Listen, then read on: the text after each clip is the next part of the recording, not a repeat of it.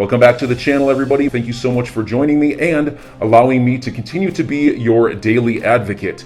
If you're new here or you're not subscribed for any reason, please do me a huge favor and hit the subscribe button.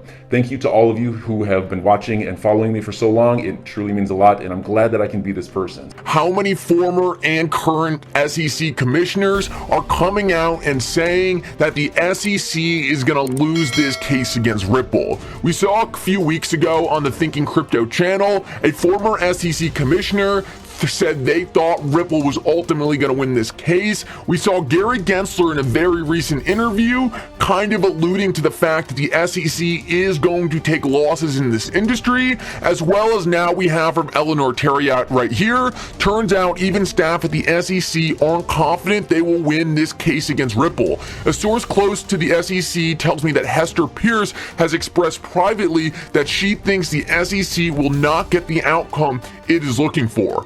This is so interesting to me because, like we always say, the SEC is the ones who brought this case against Ripple. It is so mind-boggling that they would bring a case that they have so little confidence in. It makes you think that this case had very little to do with actually protecting investors and had a lot more to do with hidden hands behind the scene. Whether this lawsuit was used as an attack or used to bring XRP clarity in a market where clarity is desperately needed, there is one thing for sure, and this case was not done for justice. And that is why we see former SEC commissioners like Mary Jo White and people even at the SEC right now like Hester Pierce all saying that they do not believe the SEC is going to come out on top in this lawsuit. And it's very simple. Why? And that's because the SEC is just simply on the wrong side of the law. It's so crazy to me that the SEC would bring a case that fundamentally goes against the decades of securities laws that was practiced at their own agency. I think a lot of the times during this case, we tend to overcomplicate the main issues that are going on right here. But I want Brad Garlinghouse just to explain it to you guys very simply, because it really doesn't get any simpler than this. And at the end of the day, it fundamentally doesn't make sense for XRP to be declared a security of Ripple. And that's why the SEC will never win this case. Listen up to this and then we'll break it down. If you own a security, it gives you ownership of a company, right? If Ripple goes away, XRP is going to keep trading. Many countries around the world, the UK, Japan, Switzerland, Singapore, they all have clarity and certainty that XRP is not a security. In fact, the United States is the only country on the planet that has suggested that XRP is a security. So I think this is so funny for two reasons. One, he makes the point that every other country in the world have already said that XRP is not a security, and the US is the only country who is saying XRP is a security. Well, Ripple's a US company, so it's so funny that all these other countries are going out of their way to do the sensible thing and regulate this market in a way that allows a company to strive and change the world for the better, all while the US is destroying the own innovation that is taking place in the market. But I want to play the beginning part just real quick so I can break that part down. If you own a security, it gives you ownership of a company, right? If Ripple goes away, XRP is going to keep trading. So right there, it doesn't make any sense what the SEC is alleging. They are trying to say that XRP is a security of Ripple, but XRP is not securitized by Ripple. If Ripple went away, XRP would still have value and trade unlike any other security we have ever seen in the world, and that's because XRP is not a security of Ripple. What never made sense to me from the start is that if the SEC really wanted to say XRP was a security of something, they would have said it was a security of the XRPL. Because at the end of the day, the XRP ledger is the only thing that backs up the value of XRP. And guess what the funniest part about that is? The SEC would have had no one to go to sue. They would have been suing software. And that is the biggest fundamental flaw in the SEC's case.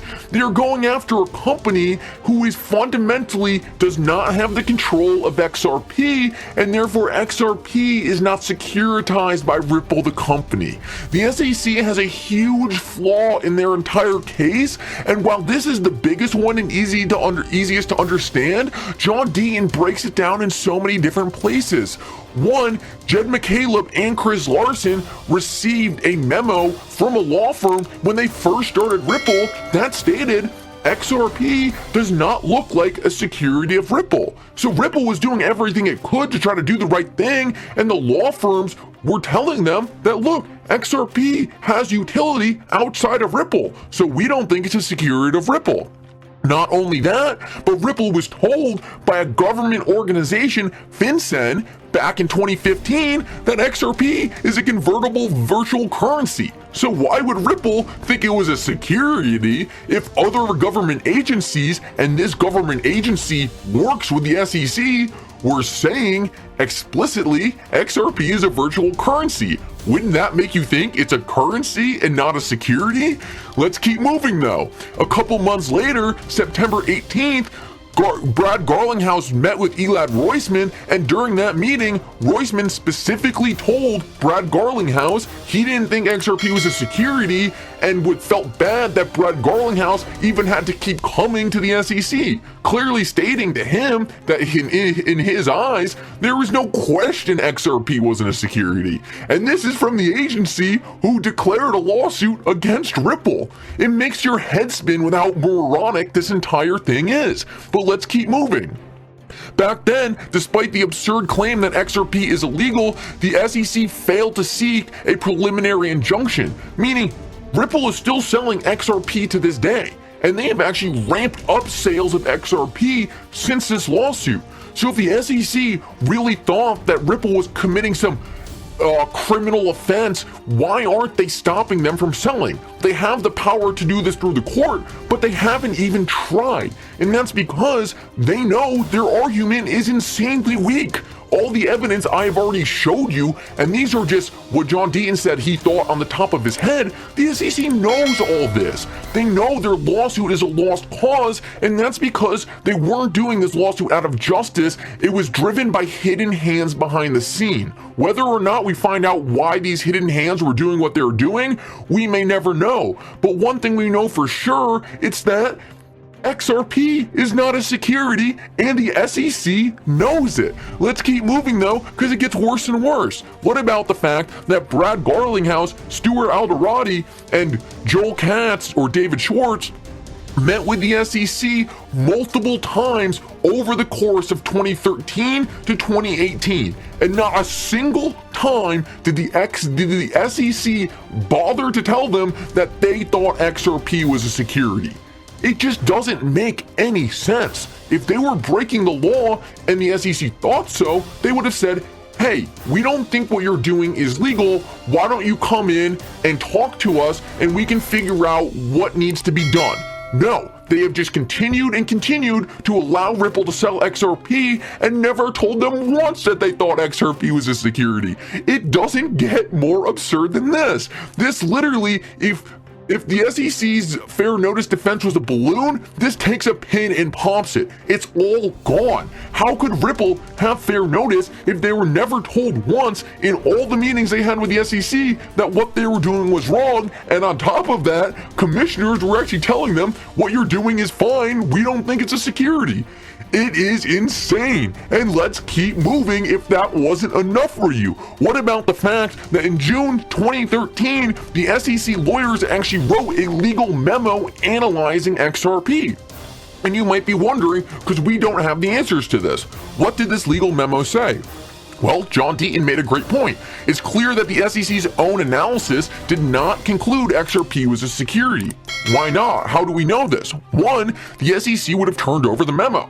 So if the SEC made this declaration back in 2018, then this would be the center of their lawsuit. They would be like, Judge, look, we said in 2018, XRP is a security, case over, Ripple should have known. No, they're trying to hide this document.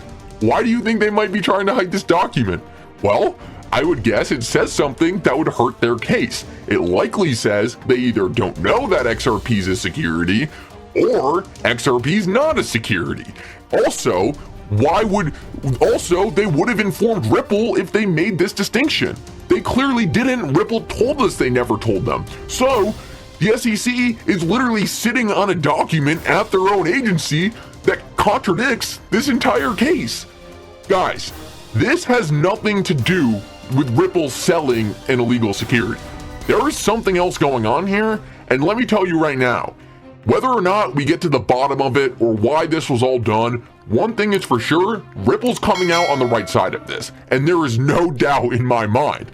So, on this last note, the fact that the SEC actually had a document talking about whether or not XRP was deemed a security by their own agency, I was shooting some emails back and forth with some lawyers and Stephen Hubert, and Stephen Hubert noticed that the actual final speech that Bill Hinman gave regarding the Ethereum Free Pass speech wasn't actually the final draft, and when he dug into more of the files, he actually found that sections were actually deleted and altered before the final draft was created. And in the process, rather than Bill Hinman bringing forth the final draft to the market, he actually produced one of the drafts in the middle of the decision-making process rather than the final thing. So why didn't Bill Hinman present the final draft to the market? Well, there's two thoughts. One, people are saying that either it said he shouldn't say anything regarding Ethereum and Bitcoin because that might lead to conflicts of interest. Wow, who would have thought?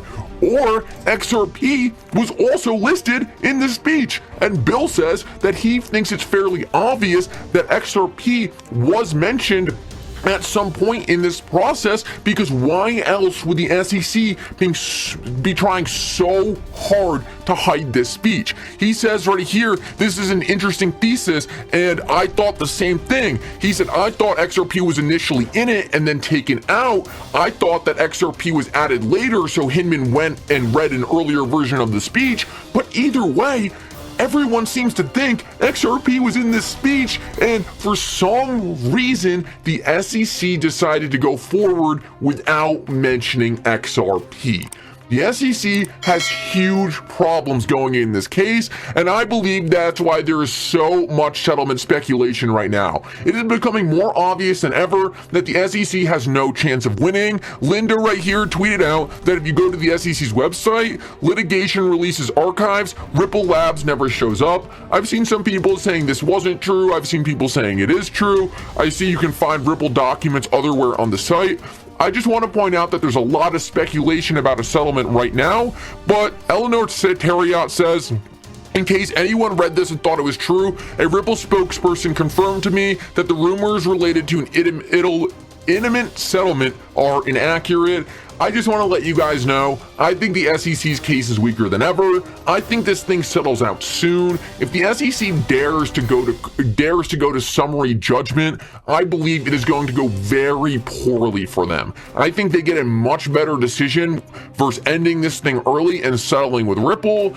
I don't know if we're there yet, but I believe we're going to see a lot of speculation on a settlement while the evidence gets worse and worse for the SEC, because people are just going to be thinking, why would they drag this on? I don't know why they would, but they clearly don't have a lot of shame. So enjoy your day, everybody. I'm always here for you.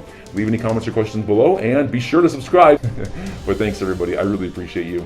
Enjoy your day, and I always have your back. So thanks so much, everybody.